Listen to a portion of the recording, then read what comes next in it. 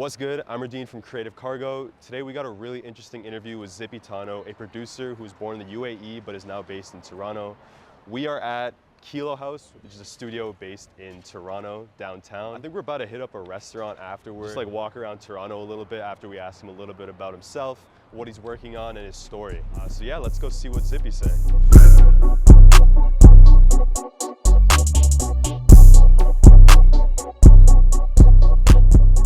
Zypi, man. So where have you been?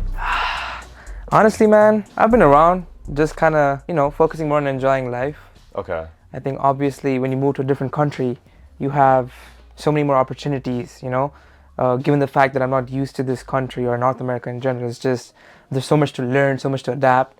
So I've just been taking my time, meeting new people, having new experiences, just going around. I'm also in university, so it's kind of a little bit tough to handle university and music. I know there's a lot of people doing it. Yeah. It's not like the worst thing in the world. Like it's possible. It's just at times it gets stressful, because you have so much to handle, whatnot.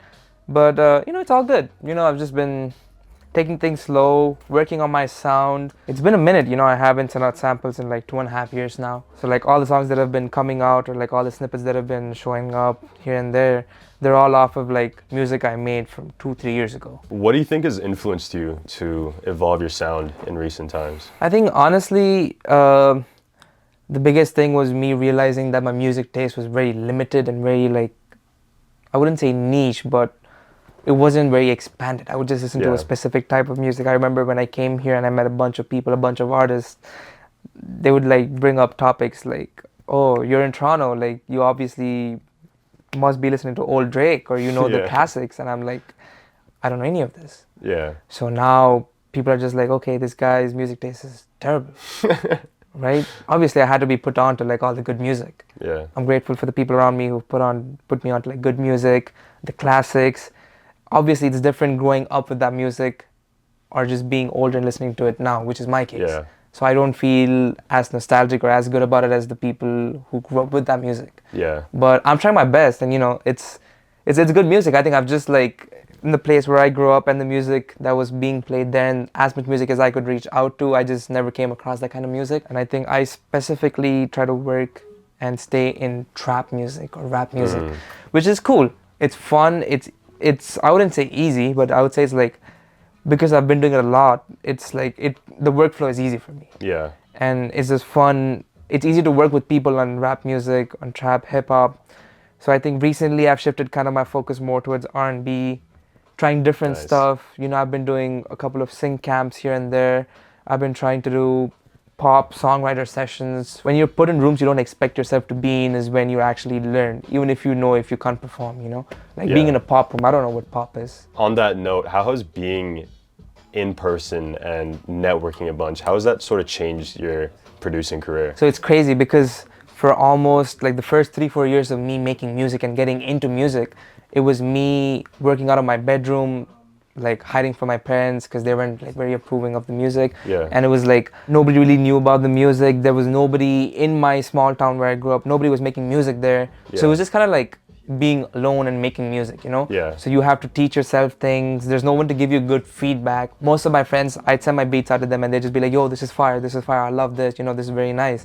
But it wasn't like constructive criticism. It didn't help me what I need to like improve. Sure, mentally it was like very supportive. It helps you like keep going, and it keeps your like spirits up. Yeah. But yeah, just working in your room and having to use the internet to like work with people, it's a blessing for sure. But I think when I moved to Toronto, when I came to Canada and I like had the opportunity to come to camps, sessions, different studios, work with different people who I've never met before, some people who I used to idolize, some people who I used to know off of the internet, meeting all of them in real life and working with them is completely different. Yeah. I think nothing can beat the process of working with someone in person. But if you're in a session, what I've been doing recently is whenever there's an artist coming by, I'm like, we'll start something from scratch. Give me an idea that you have. If you have a reference, we go off of that. We go for a specific vibe. We go for a specific energy and go off of that. So that's been really helpful. It's the same thing. Like a couple of the artists I used to work with before and I work with now in person, like I see the difference. The music being made is much better. And when you're in the room, the biggest advantage is you get to be and feel like you're actually a part of the music that's being made. Yeah. So has there been any like collaborators that you've been working in recent times that you particularly like? Oh, Keanu and Tom, my favorite collaborators ever. Yeah, should we call them in? Oh, we should. Oh, there they are. We were like, yo, let's set up a session. And we did it, and we just like started clicking from there, and we had like good energy going. We were able to exchange ideas, and then like the second session turned into the third, into the fourth, into the fifth. Next thing we know, we've put in, I don't know how many sessions can we count for. A lot. Like way too many. I think close to 100 sessions, I think, right? 100's crazy, okay, relax. I don't know. It's like 1 to a week since. 1 to a week since like January for yeah. sure. Just good Damn. amount. Let's just say a good amount. A good amount. That's a good amount. So we've been like making a lot of music, a lot of good music, a lot of terrible music, a lot of exchange of ideas. It goes, you know, you have your ups and downs, whatever, but it's Yeah. all like character building. And I think amidst this entire process, we became really good friends as well. Yeah. I think that's what helped us a lot, because we have like a specific chemistry Yeah. where it's not like, okay, you know, we're in this room, we have to make music, like, you know, oh, this guy's a producer, this guy's an artist. No, it's just Yeah. like, we're here, we're friends, we got this idea, we got a voice note, we got like, oh, I have this melody, I can play this on the keys, I have this idea for the drums, I have this vocal melody, and we just put it together, piece it like a puzzle.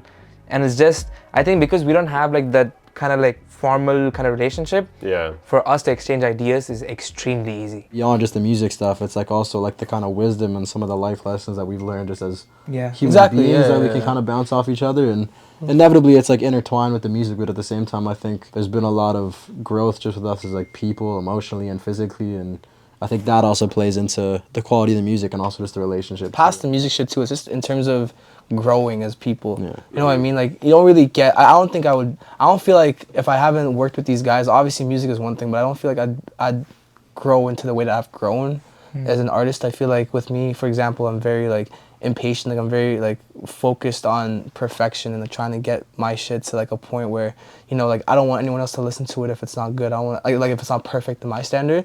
But even for example, like they've helped me like open up to criticism and being like, okay, you know what, like it's fine if it's not the final product, but we have to give you notes and we have to like you have to take it easy, for example, and it's just less pressure on me for like, you know what I mean. So I feel like like it's just that example alone, it helps you like grow as an individual. Yeah, it sounds like having a relationship out of the studio, like outside of 100%. music, has been huge for you guys. 100%. And I think amidst all of that, we also do this thing where, you know, we also do stuff besides just music. Yeah. We just hang out, we go grab some food, we just like walk around. Do you guys know where that one restaurant is that Drake New shouts- Hooking? Oh, it's down I there. heard it got watered down. It's a really good spot. Get that, Dundas Spring Garden. Oh, car's clean. This Dundas Spring Garden, this is my favorite restaurant. I have an addiction to fried rice. So, yep, we're gonna try some fried rice at Dundas Spring Garden. Let's go. Yeah, this is the cheapest spot and the best food and the quantity is insane. So you're not from Toronto, right? What was it like starting off your producing career from somewhere like the UAE? The thing for me was, it's pretty interesting how like without like being too cocky, being an Indian kid who gets into like rap music Yeah. in a small town in the UAE. Yeah. So I'm not even from Dubai or Abu Dhabi. It's like a small town that's in Abu Dhabi. It's called Al Ruwais. It's like 200 kilometers outside by the border of Saudi. So it's like, I don't know, the group of people there, they're not really like very into rap per se. So it's very interesting. I don't know how I got into it. I think it was Take K The Race. Really? I came across that song on YouTube and then I started like looking at the beat of the song, and then I saw like how to like make beats, and I got into it. It's interesting, but I think the crazy part is coming from a place like there where there's nobody else who makes music, there's no scene for music, there's no real like opportunity for music. Coming to a place like Toronto, which has a crazy amount of opportunities. You got a crazy music scene out here, you got artists, producers, you got everything is like beautiful out here. So I think it's pretty insane because it's like you don't know how to make use of all the opportunities at first. Yeah. So I came here, I obviously experienced culture shock because I grew up way different than everyone else from here. So it was very interesting. Settling took in some time, and then slowly, you know, I think I remember the first time I ever got the opportunity to go to a studio, I was scared. I was trying to put it off. Supposed to be with a rapper. I was like, oh no, I have to do assignments, whatever. I canceled last minute on the engineer, on the artist. So, I think slowly you build the courage and you go out, you step out of your comfort zone, and you're like, fine, you know what, I gotta try it out. If it's a bad experience, it's a bad experience. But since my first studio experience or my first time linking with other musicians, it's always been good, and it's just been going better and better. So I had no issue at all. Actually, so I wanted to kind of talk about a little bit more about your parents, because you've spoken before about it a little bit, about how, you know, you would have to, when you're cooking up, you would have had to act like you're studying because your dad would want to see you studying. How did you sort of overcome that over the years, and like, how has that sort of blossomed into your career today? I think one thing is when you start off making music at a young age, especially you're living with your parents or you're still in school, obviously you have parents who are going to be supportive, but there's also parents who want to see you do like better, or, you know, they just want to like you to be safe. Yeah. Not just do something that's fun, something that's going to like put you in a stable position, that you can take care of yourself, grow up, mature, and you know. I think my parents were one of, like, they were those kind of parents who just wanted me to like do better and be stable in life no matter what I did. Yeah. And making music is cool and all, but realistically they understood that it's very like it's not like a stable business realistically. Right? So when I first started making beats, they were like, cool, you know, you're making beats, you're expressing your musical interests, great, go for it. But when they saw that I was trying to like go more seriously into it, they were like, we don't want you to do that, just focus on school, do well in school, get a degree, get a job, right? The type of person I am, I didn't really want to fight my parents. So I said, okay, fine, I'll stop making music. Yeah. I lied to my parents. And then every night, more or less every night, not every night, Dad, I'm sorry. More or less every night, I would just like, I would have my books here, and I would have my laptop in the back, and I would keep my laptop at like 2 volume, like literally two volume. Yeah. And I would listen with one ear and like place 808s and make beats. So it's a pretty crazy story, because like my dad would sleep and my door would have to be open. Yeah. And I can hear when my dad wakes up and starts walking. So I have to like be back to like study mode. So yeah, I think it's just because I could not focus too much on school. I don't know what it is. I just didn't have the interest of what I was learning. But music always was like, okay, you know, I had fun making music. Yeah. I used to like sit and make beats before a final exam, where I have to write 300 words of papers and like a whole bunch of like crazy government exams, whatever. So yeah, I think it's just that at the start your parents aren't going to be super supportive. Yeah. Right? Most parents will come around when they see you getting successful, or for sure when you start earning money, because that's like substantial proof that, you know, whatever work and interest that you have is actually translating to something that can give you a good future, you know? Yeah. Because a lot of people do music because they like it, but that doesn't mean they can live off of it. That's which true. is the sad truth. Yeah. The thing with music is, if you want to be a producer, sample maker, even if you get a few songs, few placements, you don't know if you're going to get paid. The business side is very scary. You need somebody to help you with the business side. You need a lawyer. There's so many factors involved in it. Yeah. It starts off as you just making music because you like it, but then you end up in this loophole where you have to do so many things. Yeah. Just to get the money that you're supposed to receive already. Yeah. I'm pretty sure Tom has same experiences, right? Yeah, same sort of thing. Yeah, it's like the business is just like very unpredictable, realistically. And it's much slower industry compared to like other industries when it comes to payment and stuff. But I think for me, my parents came around when they started seeing me make money off of the songs. So once they started seeing money, they're like, okay, fine, you know, like I know you can do it. They still weren't like fully sold on it. They were still like, I still want you to like pursue education, have a backup plan, which I completely agree with. I know there's a lot of people who are always like, you know, just have one plan, go with it all out, and then figure things out, just, you know. But I think realistically, I don't know if 10 years down the line, if I'm gonna still like making music. For me, ever since I was little, I grew up around my mom's kitchen. Yeah.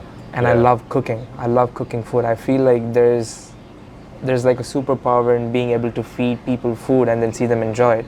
Yeah. Right? It's similar to making music and seeing people enjoy it. Yeah. Right? I think food and music are the two things that bring people together. So eventually my goal is, at some point in life, to stop music and go all into like making food or becoming a chef. Hell yeah. Even if I'm a bad chef, I just want to do it for the sake of it, you know? Yeah. Because it'll be like a fun experience. It's something I like doing. Cooking for me is like a stress relief outside the studio as well. Yeah. So yeah. Well, anyway, man, Zypi, thanks so much for sitting down with us. Thank you, Keanu and Tom. Honestly, this is a crazy interview, and yeah, great food, great interview, great people, great music. But yeah, man, shout out to Zypi. So shout out to Keanu. Thank you for having me, man. Of course. Thank you to Zypi, especially. Like, Yeah. for sure. For sure, for I sure. just like to put my people on.